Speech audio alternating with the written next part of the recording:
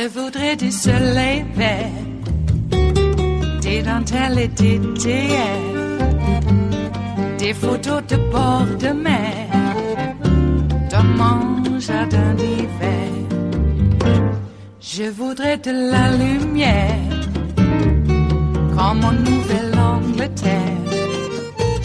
Je veux changer d'atmosphère, dans mon jardin d'hiver. Ma robe à fleurs, sous la pluie de novembre, tes mains qui courent, je n'en peux plus de t'attendre. Les années passent, qu'il est loin, là je tombe. Nul ne peut nous entendre. Je voudrais du Fred Astaire, revoir un latte. Joining me now, the Commissioner of the Federal Election Commission, Ellen Weintraub. Last night, she took the unprecedented step of releasing the following statement, quote, "Let me make something 100% clear to the American public and anyone running for public office. It is illegal for any person to solicit, accept, or receive anything of value from a foreign national in connection with the U.S. election. It's not a novel concept. Any political campaign that receives an offer of a prohibited donation from a foreign source should report that offer to the Federal Bureau of Investigation." Ellen, tell me, I guess, how settled is this? Are we in like a gray area of the law here, or is this fairly clear to your mind? No, it's pretty clear to my mind, but since it did not appear to be clear to everybody, I thought it was a good idea to clarify it. What does federal law prohibit? Tell me more. Federal law plainly prohibits anyone in the United States from soliciting, accepting, receiving anything of value from a foreign national in connection with a U.S. election. That's federal, state, local elections, and it can be anything of value. Of course, we are particularly concerned if the thing of value might be coming from a foreign government, because that is the thing that our founders at the very beginning of our country were most concerned about when it came to foreign influence. And thing of value, I think, is sort of a weird and somewhat nebulous concept. I mean, obviously it is flatly illegal and obviously illegal if a foreign government were to write you a $100,000 check, or you had a bunch of straw donors who were foreign cutouts, which is actually something that someone pled guilty to vis-a-vis the president's inauguration. Flatly illegal.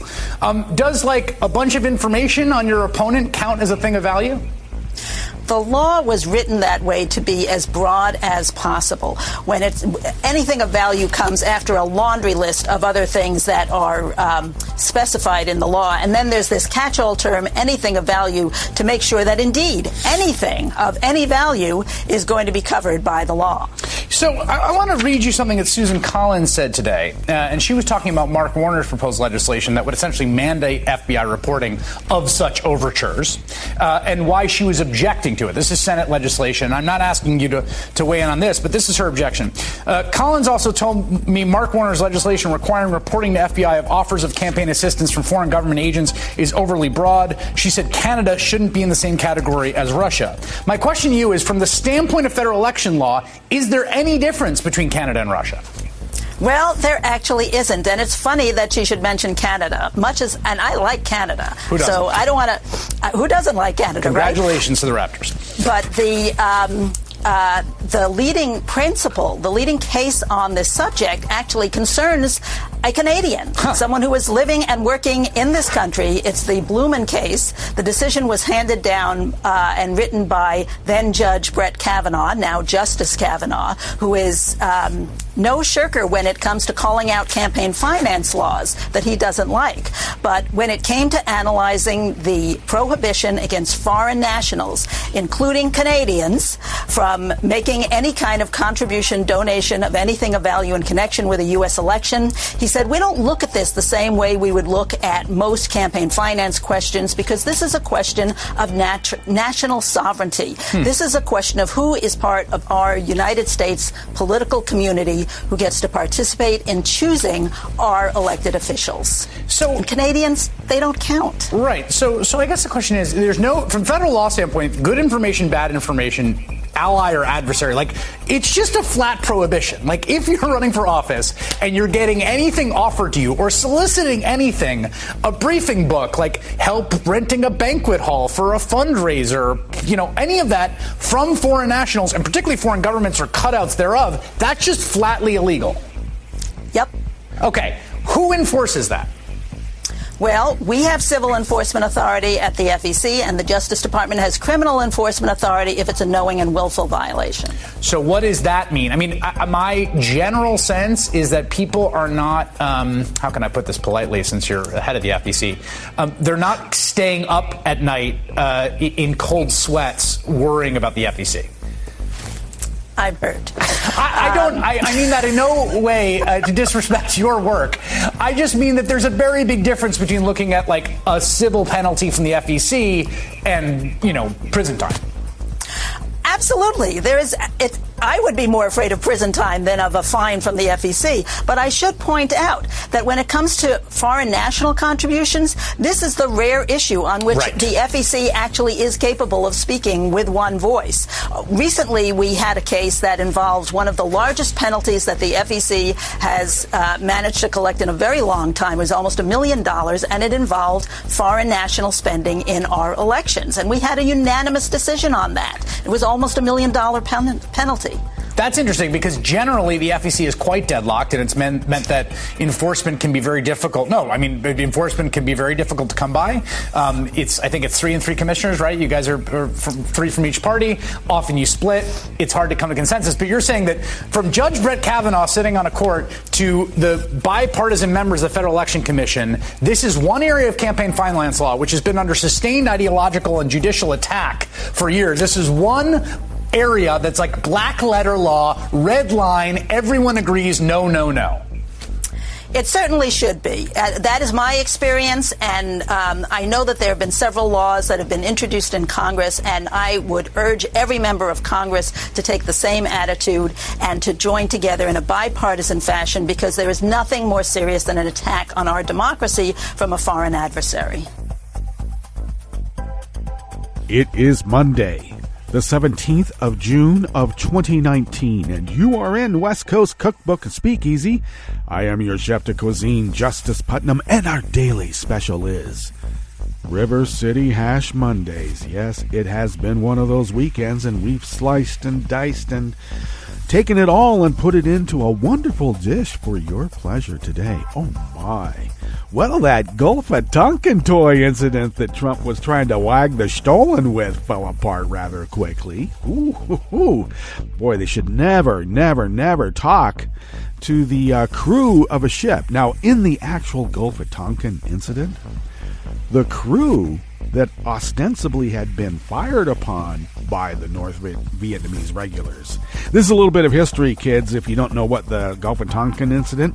But if you're of let's say a particular age, like I'm sure most of my listeners are, you will remember the Gulf of Tonkin incident.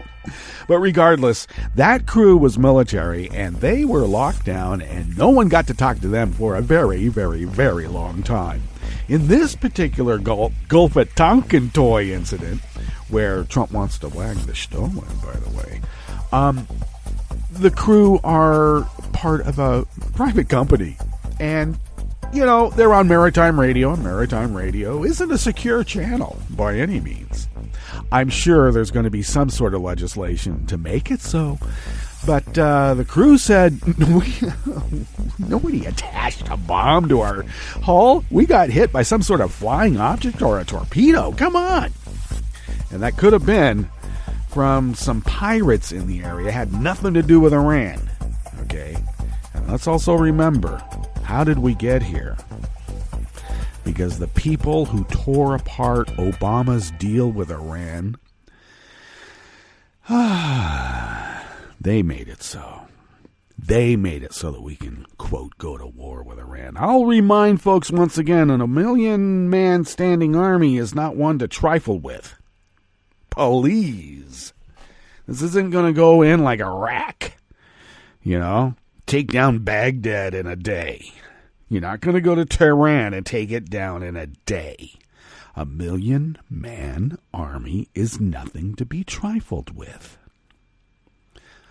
please. Oh, my God.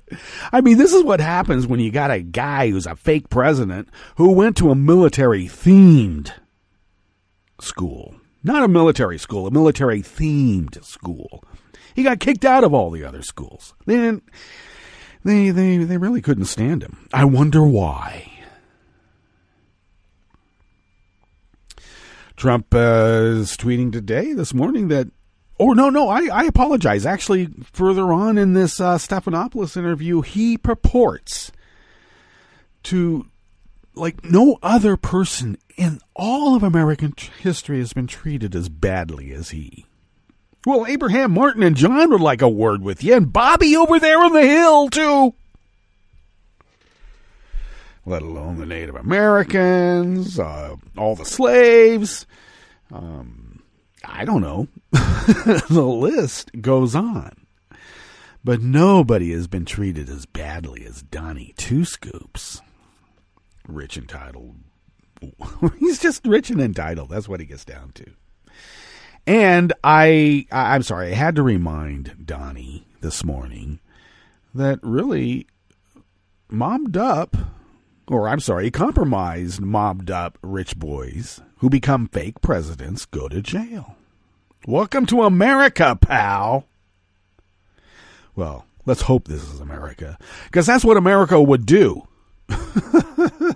Of course, you got Mitch McConnell, who's been taking a lot of money from a lot of different places like Deripaska.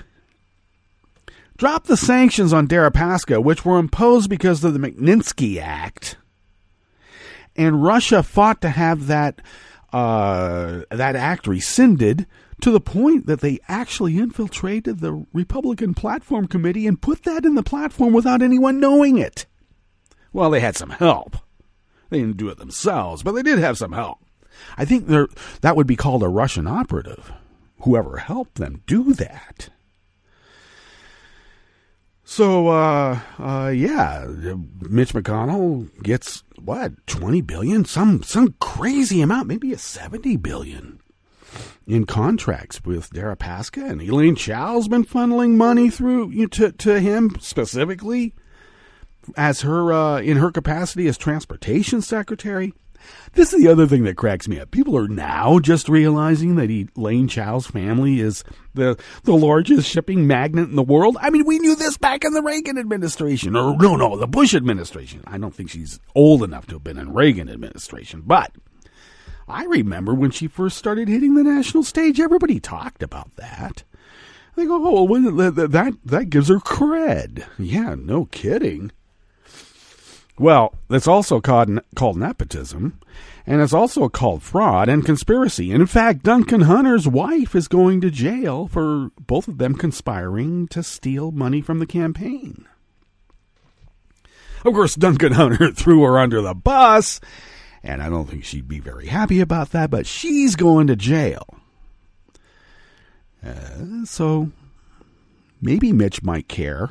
I don't think so. He's the Grim Reaper. His chamber is where every ethic and morality and pillar of democracy goes to die. What's on the rest of the menu here? In the Bistro Cafe of West Coast Cookbook and Speakeasy, well, at the top, oh man, that was the Federal Election Commission chair delivering a stinging rebuke of Trump's call for foreign election interference. You know, she had to come out and tell the Oval Office, no matter what anybody says, it's a crime to really collude with a foreign power, hostile or otherwise. Susan Collins saying, oh, well, Canada's different than China and Russia. No, they're not. Not when they're trying to influence elections. In fact, it was a Canadian who had the case that Kavanaugh even decided on. It's too much foreign influence. Even this is a Canadian. Okay? Yeah, there is no difference. The law is the law. So much for the Law and Order Party. Now, we all knew. They only latched onto Law and Order as some sort of gambit to achieve power. They didn't care about Law and Order.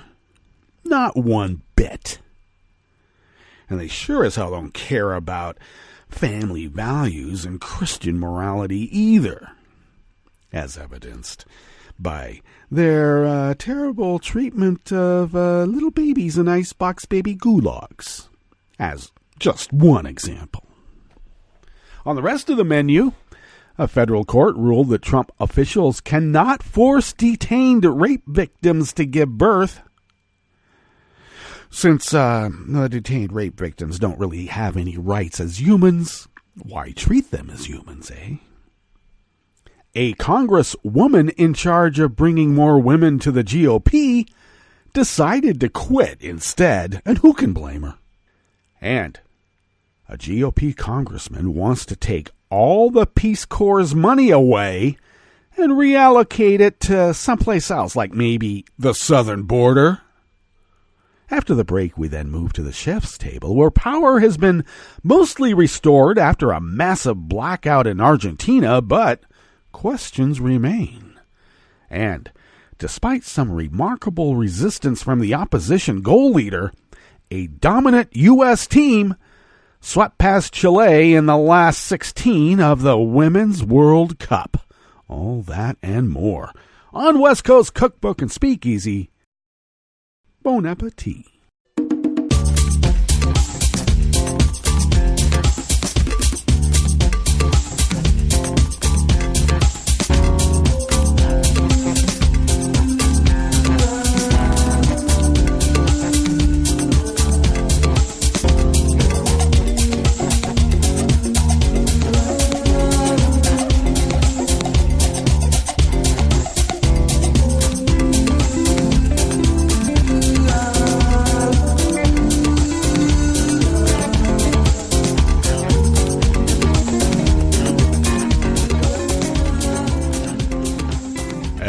Bottom of our homepage at netrootsradio.com. To the rightish of the page is the chat room link, and thank you, Kelly, for monitoring that.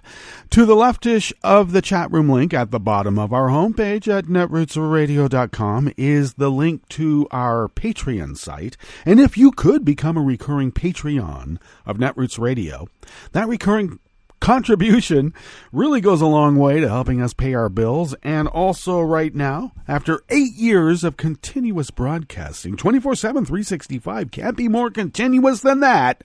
8 years, machinery does wear down. In fact, we had to replace some machinery about halfway in, and even that one needs to get replaced again. They have been workhorses, and they're really working like horses now, and quite well, but we can tell the machinery is going to need to be replaced, and we are accumulating funds for that, and we can't do it without your help, though most of what comes out of our own pockets pays for this endeavor. It is really you. You are our largest and biggest contributor. Really, both large and big. And thank you very much for that generosity to keep Resistance Radio resisting as we have for the last 8 years. If you would like to follow Netroots Radio on Twitter, it is so simple. Just go to @NetrootsRadio. Thank you, Tom. Tom takes care of that. And I take care of @Justice Putnam. Also, I post the show notes and links diary on Daily Codes about 10 minutes before showtime, and then I get those linked up on social media. Follow the show on Twitter @CookbookWest. And pick up podcasts by way of Spreaker, Stitcher, TuneIn, iHeart, YouTube, and iTunes. Don't forget iTunes. And wherever fine podcasts can be found, mixed in with all the rest, because every single one is there. All right. A little bit of news, local news here. We had a tete-a-tete on the town message board on Facebook, and I really hated where it went. I hated the way I responded. So you can't live in a small town, or even in just a regular neighborhood, in a big city. You can't have these types of animosities among neighbors, especially when you're hiding behind the walls of your house in front of a flickering blue screen called your computer. Much better to engage folks, face to face. It is a small town after all. So I did speak with one of the fellows here who had a bit of a disagreement with me, and I, it's really hard. Also, this is the other thing. All of us are really busy. I don't know how it works for you, but I'll have to do a bunch of tasks, and I'll come back and do some other tasks on the computer, and I might come across something on Facebook, and I'll, it's just scattershot, and I'll say something. Then I've got to run off and do some other things. This is called time management. And I don't live on Facebook, so I'm not, really following some of these discussions. I speed read and get some highlights, which can be dangerous because you could respond without having the whole story. But regardless, it's really difficult to have a sustained, nuanced discussion on Facebook or anywhere when you can't devote enough time to it.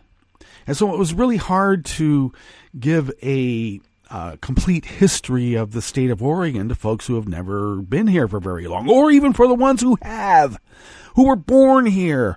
And for some reason, they didn't teach the history of Oregon to them. And that's weird. I mean, I went to Catholic school. We learned about Oregon. Of course, we learned about Canada, too. Washington, Idaho. What else? We learned about Nevada. Geez, boy, they really taught you geography back in the day. We had to know every single river and tributary in the state by the time I was in third grade in Catholic school here in Oregon. Regardless, there's a bit of history of Oregon that is difficult to give a comprehensive review of while doing scattershot posts on Facebook. So I took a peace offering to this fellow and his wife at their business, because in the midst of this discussion, his business can be impacted. I don't care. Really, I'm serious. I don't care about a person's political background. Don't boycott local businesses, please. Please. I know that some people probably don't want to give money to people they disagree with. I understand that. But I think maybe politics should be left at the door before you go in the store. If the store owner wants to interject the politics in it and say, I don't like the cut of your jib, get out of my store. Look at that sign. I refuse to give service to anybody I decide to not give service to. That's one thing. But I don't like boycotting local businesses, so don't. So if you're ever in Rogue River, please hit up all the businesses you can while you're here. And I should also add, don't presume that all businesses have a particular political slant, right, left, middle, or what. Engaging with your neighbors and visitors and making everyone feel welcome is really the core of American business, at least on the local level. So there was that. I decided that maybe on this message board, rather than be confrontational, Oh, one other thing, as I bring this part up, because I decided that music soothes the soul. So I posted some YouTube videos as part of a small playlist, 3 or 4 songs. And one lady took grave exception to that. But it was because she hated me because of all this other stuff that went on. So anything I'm going to post is going to be subject to criticism in the most vile way. Because other folks in town said, we like the music. And then she started attacking other people. And, it was kind of late. So I don't know. Maybe she was drunk. But the C word was directed towards a young woman who's a mother of 2 children, 3? Regardless, a mom, young mom. And the C word was thrown her way. And and then that whole thread that this woman had begun in her disagreement with me disappeared either by the administrator or her, the author. But in spite of that, people seem to be taken by the soothing effects of music, and I am just not going to interject any overt political statement. If I have a story to tell, I'll let the music tell it. And I'm not going to tell them I'm telling a story, because I try not to do that with anybody, really. Except on my Sunday night music show, the Justice Department Music Sans Frontières. I do tell a story. There's a theme that's derived from a poem, and then I construct what I call a sonic poem with a music playlist that's a combination of tone, content, beat, and rhythm. So I am telling a story, but generally when I make these little playlists, I might be telling a story about my mood, and that's what these are.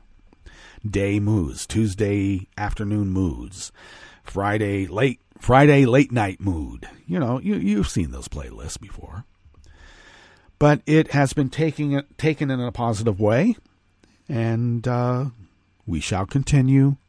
We're all in this together, folks. We're not only neighbors on the local level, but we're all neighbors and citizens of these great United States. All right, this first offering here in the Bistro Cafe of West Coast Cookbook and Speakeasy.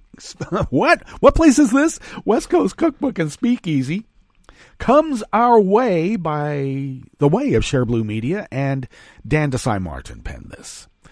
A federal appeals court ruled on Friday that the Trump administration is not allowed to strip immigrant teenagers of their right to access abortions.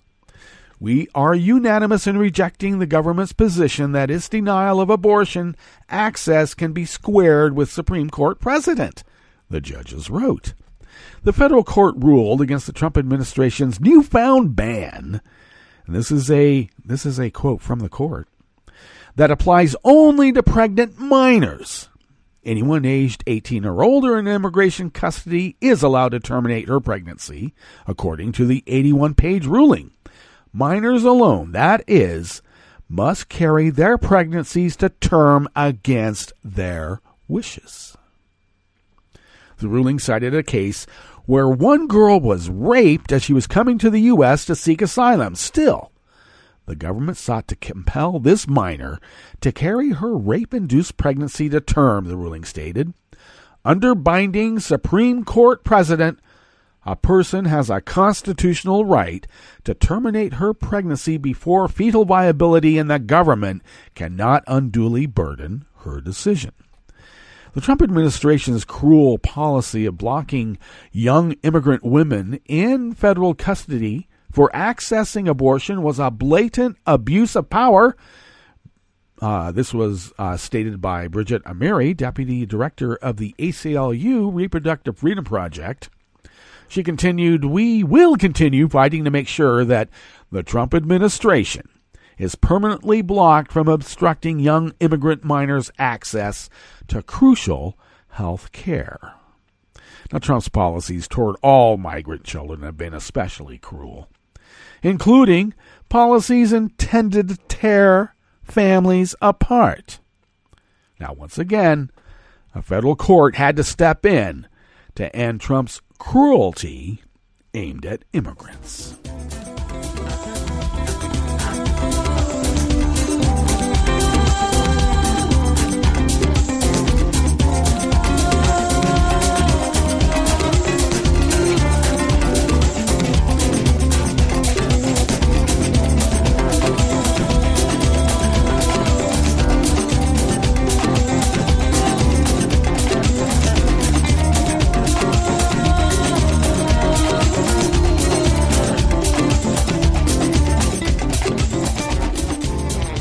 Emily Singer brings us this next offering here in the Bistro Cafe of West Coast Cookbook and Speakeasy. River City Ash Mondays, and boy, have we burned up the time. Hey, but it's okay. It's Monday.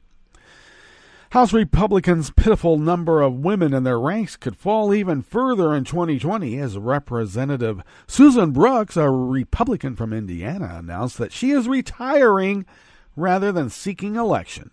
Brooks is just one of 13 women in the House Republican caucus and serves as the head of the candidate recruitment for the National Republican Caucus.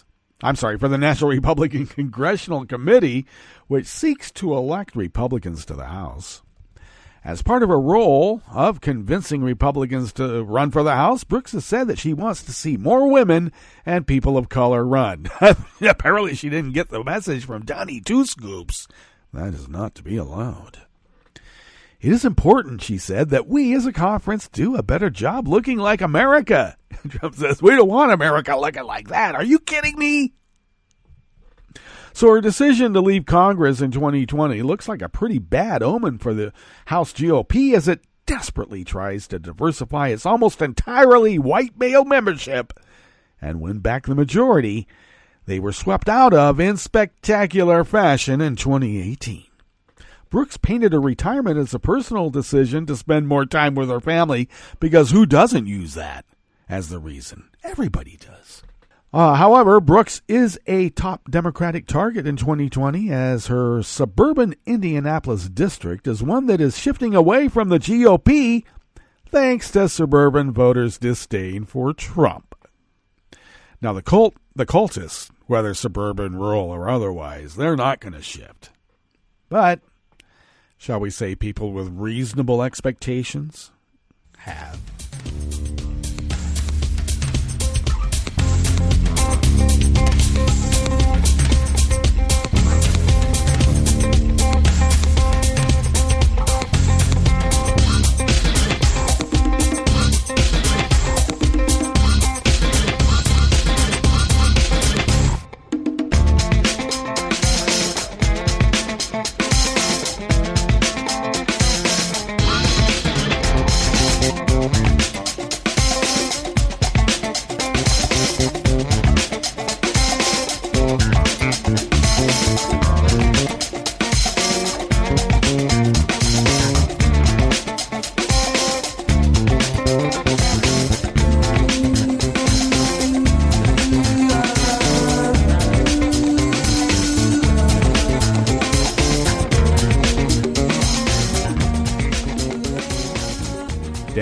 Martin of Share Blue Media brings us this final offering here in the Bistro Cafe of West Coast Cookbook and Speakeasy. Representative Mark Walker, Republican of North Carolina, is working to eliminate all funding for the Peace Corps and other international programs.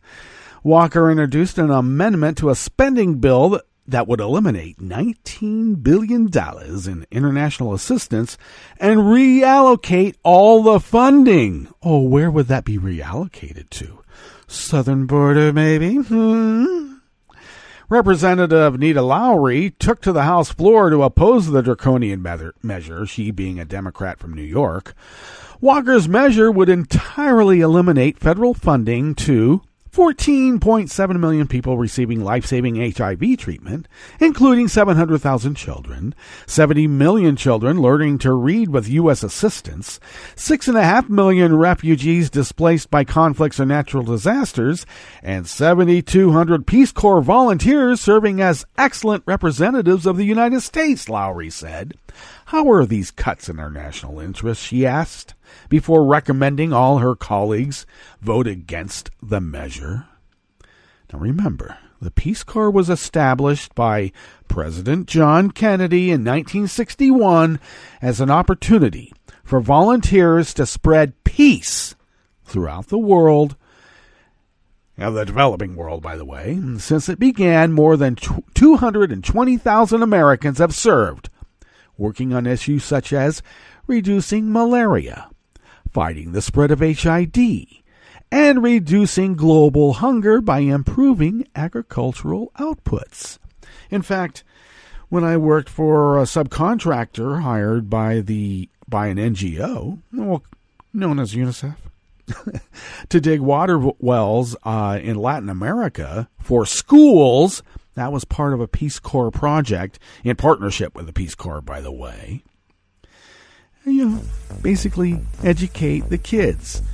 But apparently this guy from North Carolina would prefer to have all of these children and HIV victims dead, because there's better way to spend this money in this fellow's mind, and it ain't promoting peace.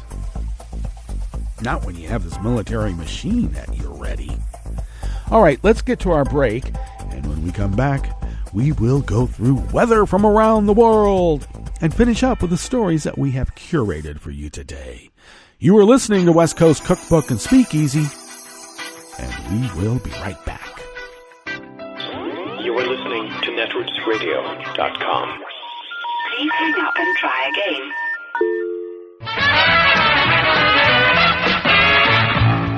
From a point at sea to the circles of your mind, a new force is at work for planetary transformation. New radio for a new Earth. This is Take Two Movie Review. I'm Mike Friend. This week, not your father's old McDonald. Since at least the Industrial Revolution, social observers have used the term alienation to describe the roots of humankind's problems. One area in which that alienation has been acute has been man's divorce from the natural world's mechanisms for maintaining life, nowhere better exemplified than in food production. Enter the new movie Biggest Little Farm, produced by and starring the well-connected nature photographer John Chester and his wife over 10 years. It documents their journey from their cramped Santa Monica apartment to being successful organic farmers. With their sustainability guru Alan, they take a 240-acre parcel, destroyed by industrial monocropping, and turn it, after well-documented reversals, into a model of diversified farming. We meet Emma the pig and a cast of thousands, mostly four-legged, as the Chesters and their crew use what's known as biomimicry to achieve balance between ducks and snails, chickens and coyotes, etc. And it's all beautifully done. But all is not as it seems. It's obvious that mountains of cash are being expended. There's an early reference to blowing holes in their budget, explained only by the fact that there are, quote, investors. But wise ones apparently, as eggs from Apricot Lane Farms, the name of the project now, are coveted by Hollywood food elites to the tune of $15 a dozen. Emma the Pig now has a kids' book series, and then there are the movie receipts. What's missing is a plan for scalability and its inevitable associated politics. The electric vehicle of 50 years hence won't be a hand-built Tesla, and agriculture then won't look like the Biggest Little Farm. But if you're an urban-dwelling person who eats, this is the model, and the movie one you and your kids should see. This has been Take Two Movie Review. I'm Mike Friend. Catch up with us at take2moviereview.com and feed us back on our page on YouTube.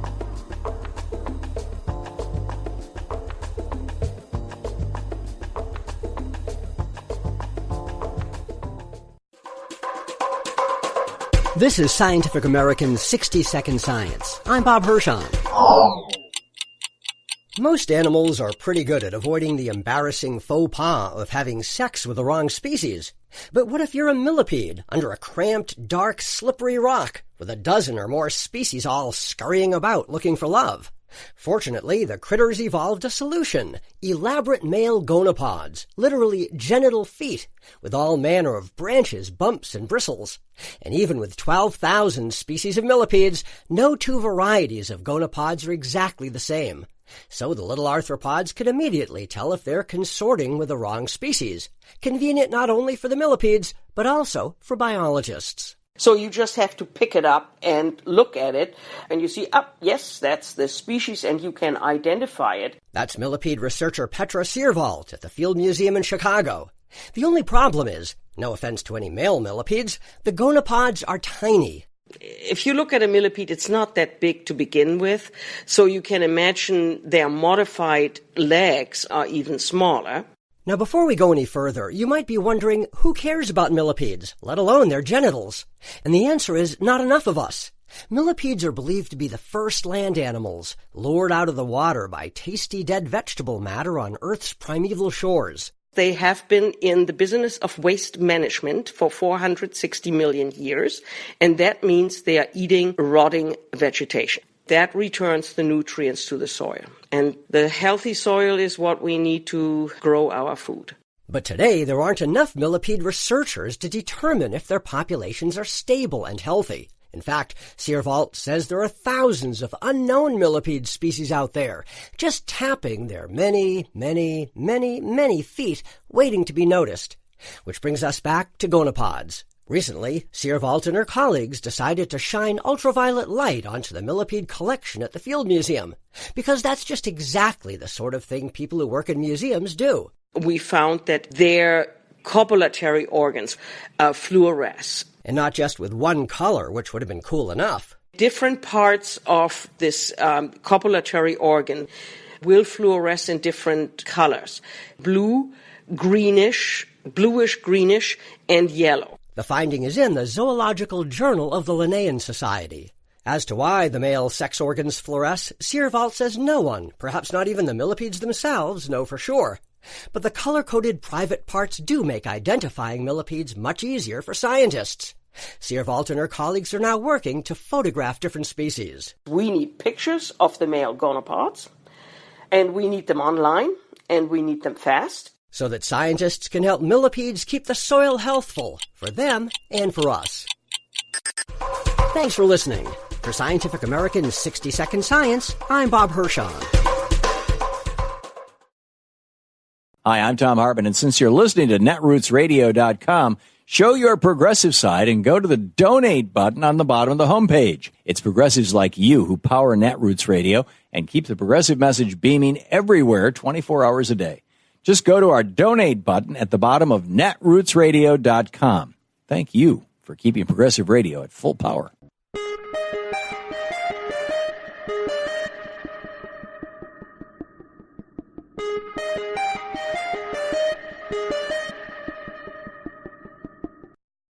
I'm Rick Smith, and this is Labor History in 2.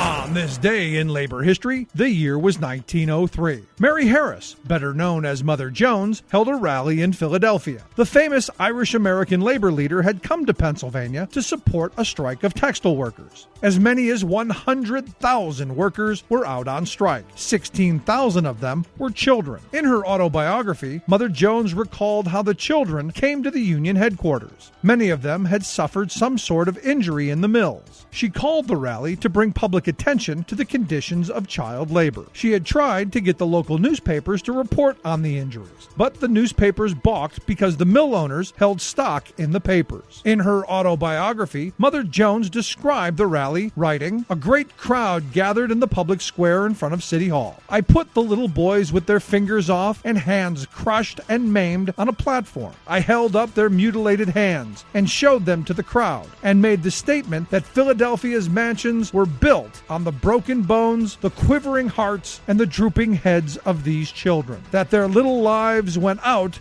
to make the wealth for others."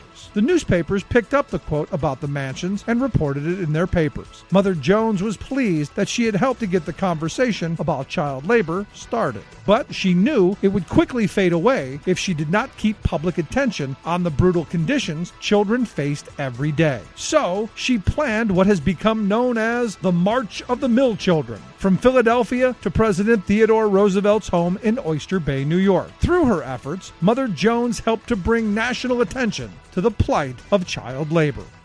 Labor History in 2 brought to you by the Illinois Labor History Society and The Rick Smith Show. For more information, go to laborhistoryin2.com, like us on Facebook, and follow us on the Twitters at Labor History in 2. This is Solidarity News on Radio Labor.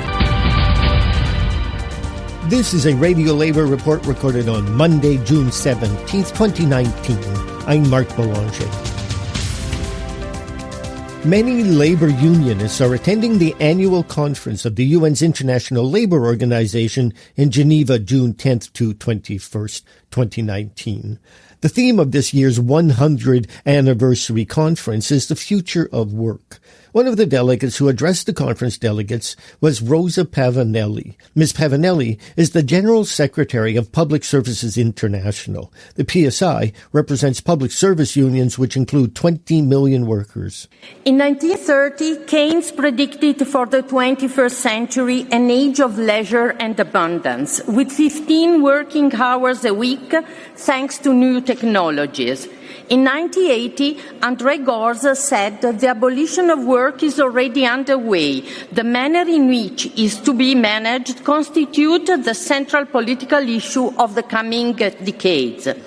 The reality is that it is still impossible to imagine a society without work. Moreover, work has intensified. It is more precarious. It is less and less a source of income and livelihood. PSI agrees with the calls for universal social protection for all, a new social contract, the dire need for fair fiscal policies, respect for equality and diversity, sustainable growth and development in all societies. Technologies and science have improved our lives, but creativity, innovation innovation and progress are not virtues of the private sector alone. It is thanks to public institutions, universities, hospitals, research institutes, the military, and others, if we can enjoy internet, GPS, smartphones, speech recognitions, Google, and much more. They still play a key role in innovation and development. In the era of algorithms, we need more transparency, accountability, and regulation.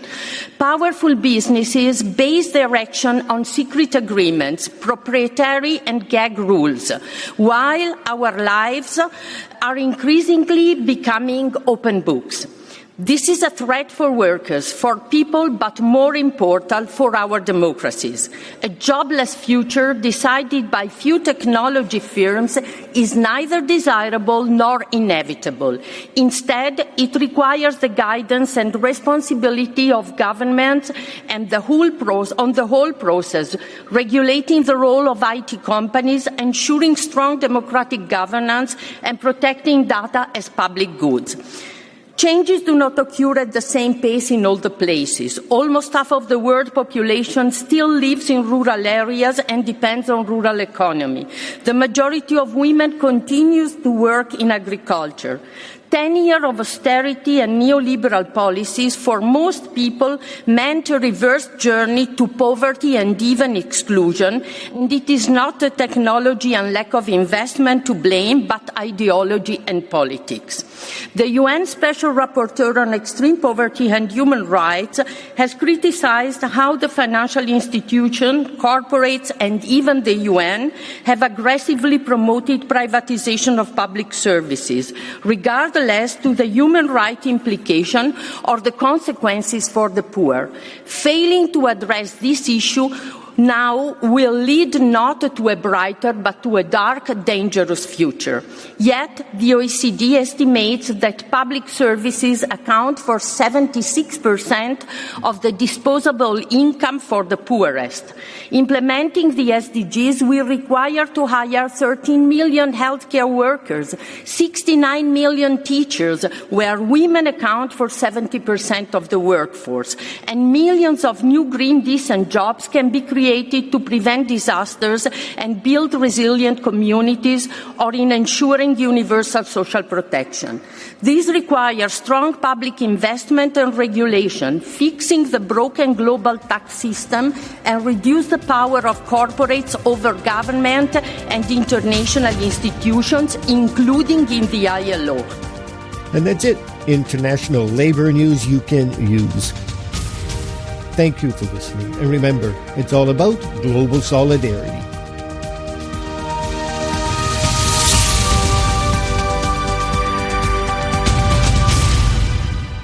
From New York, I'm Luke Vargas with your World in 2 minutes. Good news, or is it?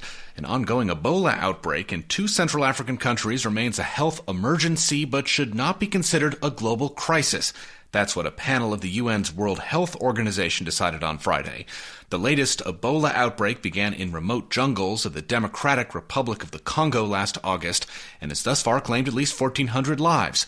Earlier this week, it spread into neighboring Uganda, but officials there say they've been ready for just such an event. WHO Director General Dr. Tedros Ghebreyesus.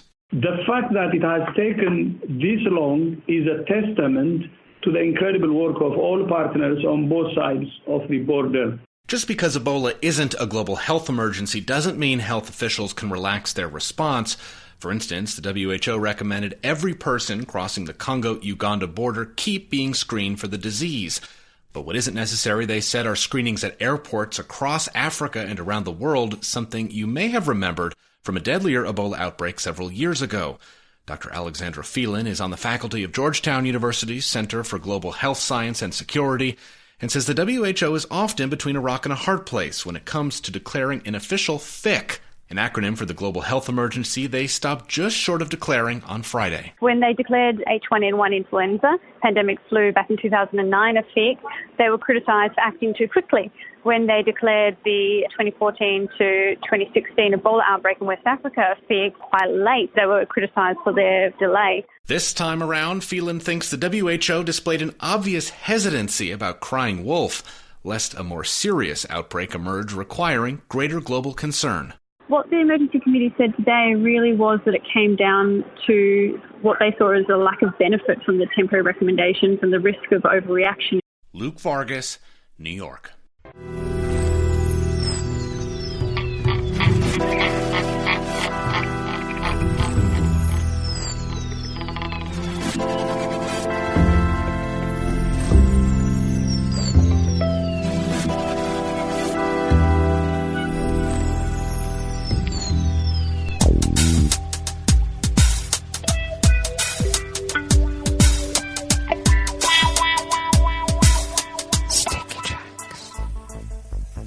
Thank you for accompanying us here to the chef's table at West Coast Cookbook and Speakeasy. We always begin weather from around the world along the banks of the Rogue River in the Rogue River Valley of Southern Oregon on the west coast of the continental United States, where it is currently 61 degrees Fahrenheit, slated for a high of, 89 to 91 because we like odd numbers on Mondays. Overnight low should be in the low to mid 60s, and tomorrow looks like we're going to have a high of about the same, and overnight lows of about the same. Abundant sunshine throughout the day. Sunny conditions prevail currently. Winds currently are out of the southeast and at a negligible 1 to 2 miles per hour, which is usually called light and variable. And they will be shifting out of the north in about an hour to an hour and a half and will increase to 5 to 10 miles per hour. Shifting again this evening out of the north-northwest, but continuing its clip at 5 to 10 miles per hour. And then we'll have a little bit of a lull late morning or so, and then winds will pick up out of the north tomorrow at 5 to 10 miles per hour. Small chance of rain, only because of, they call it precipitation, because that could mean like a mist. Doubt a mist will exist in this humidity, but regardless, small chance of rain because hot and cold confluences will sometimes result in, clouds, thunder, lightning. Actually, it would be lightning, thunder, and then maybe some minerals falling from the sky in a liquid form. Grass pollen is very high locally. The air quality index is in the good range at 13 parts per million, and the daytime UV index is very high at 8, so do take care even if you don't think you have to. Barometric pressure is rising at 29.86 inches. Visibility is up to 10 miles. And relative humidity is at 52%. Weather from around the world is brought to you by people's personal weather stations that they purchased. These people planted these purchased personal weather stations somewhere on their property, and these people positively live around the world. Just so you know, that's my pea tape. Pop the peas or don't pop the peas. It doesn't matter. Even a spit screen might not help. Can you tell? London is 71 and partly cloudy. Paris is 82 and sunny. Rome is 83 and sunny. Quite warm. Need a gelato there at the Spanish Steps, and they sell them right there at the Spanish Steps. Kiev is 71 with thunder, and I presume lightning too. Kabul is 75 and fair. Hong Kong is 82 with a rain shower. Tokyo is 72 and partly cloudy. Sydney, Australia is 55 and mostly cloudy. San Francisco, California is 55 and mostly cloudy. And New York is 75 degrees Fahrenheit and just merely cloudy. And that is weather from around the world, brought to you by people's personal weather stations that they purchased. These people planted these purchased personal weather stations somewhere on their property, and these people positively live around the world.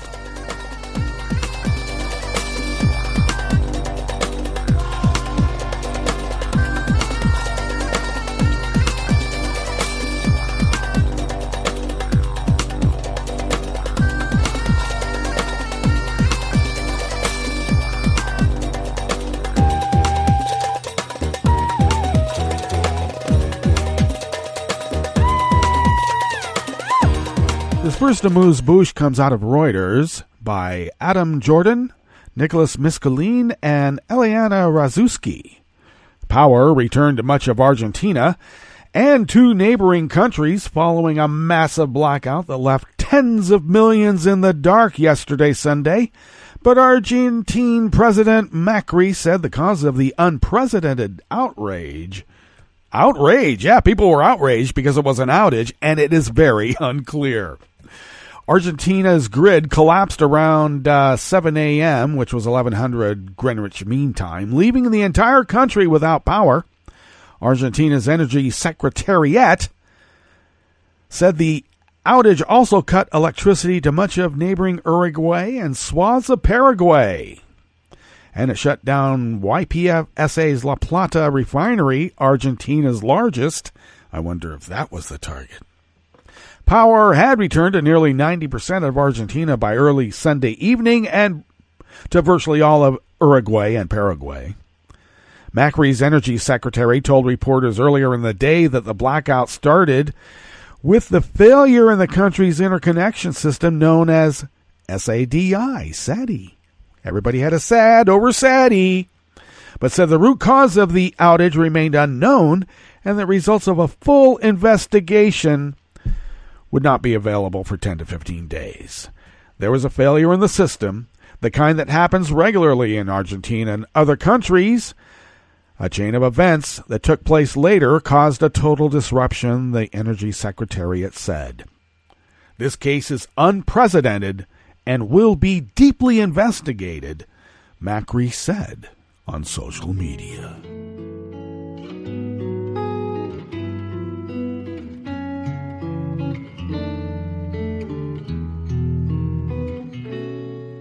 Je te donne ce mon amour pour la vie entière, la promesse de me trouver à tes genoux. Aussitôt que tu m'appelles, rester toujours fidèle, c'est tout, c'est tout. Je te donne tous mes printemps, mes étés de mer, mes automnes quand les feuilles tombent partout. Si ce n'est pas une bonne affaire, je te donne tous mes hivers, c'est tout. This final amuse-bouche here at the chef's table at West Coast Cookbook and Speakeasy. River City Hash Mondays is out of Reuters by John Irish. Veteran striker Carly Lloyd scored twice as U.S. beat Chile 3-0 on Sunday yesterday, sending the current holders into the last 16 at the Women's World Cup, despite some remarkable resistance from the opposition goalkeeper, Christiane Endler. And it was a very exciting game, I should say.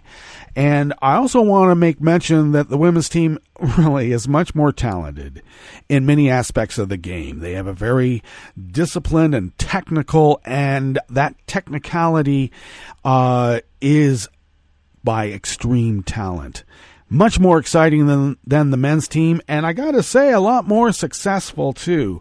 Now, the women's team were taken to task for celebrating, apparently, too much, for scoring goals in their last game against Taiwan, in which they rounded them, 13-0 or something?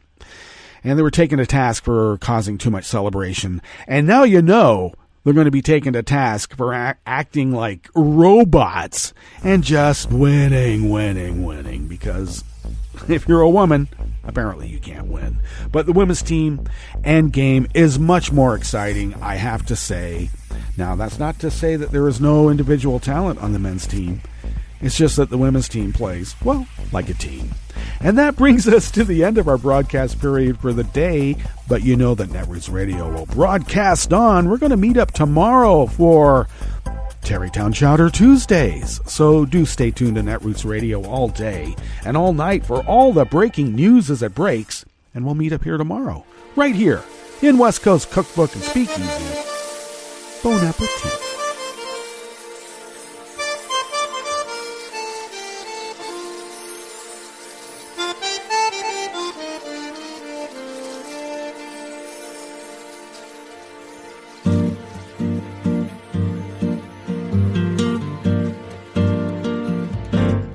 Je voudrais du soleil vert, des dentelles et des théières, des photos de bord de mer, dans mon jardin d'hiver.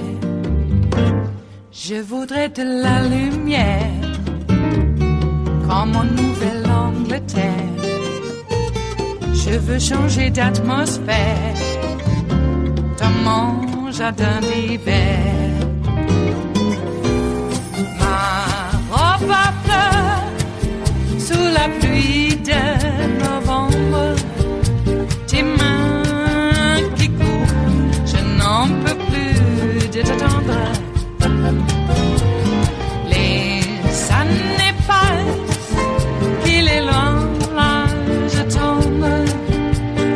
Nul ne peut nous entendre. Je voudrais du Fred Astaire, revoir un latte Goël. Je voudrais toujours te plaire, dans mon jardin d'hiver. Je veux déjeuner par terre, comme au long de golfe clair, t'embrasser les yeux ouverts, dans mon jardin d'hiver.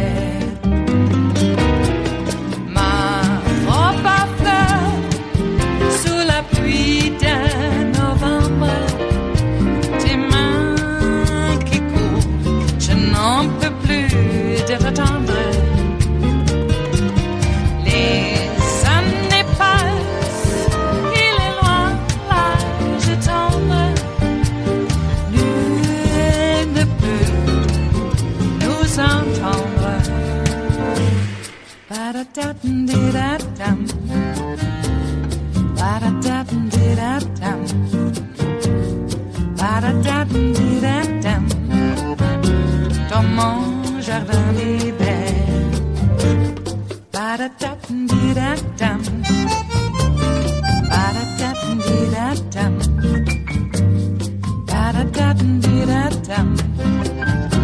dans mon jardin d'hiver, dans mon jardin d'hiver, dans mon jardin d'hiver.